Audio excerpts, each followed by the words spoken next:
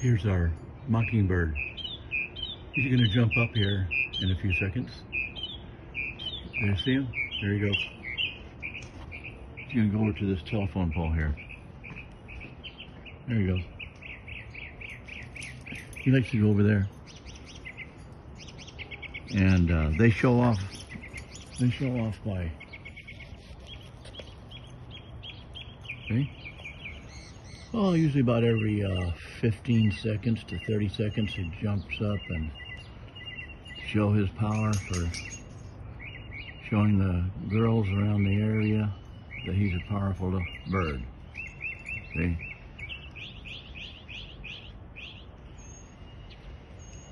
And he goes through so many of his calls, mimicking other birds. Maybe he has a lot of his own calls, but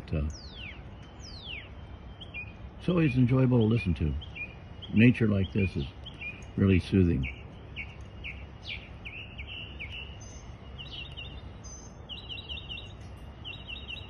They say some of the birds have 30, 40 different calls.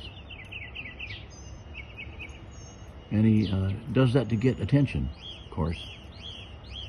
Maybe showing off in front of the other male birds.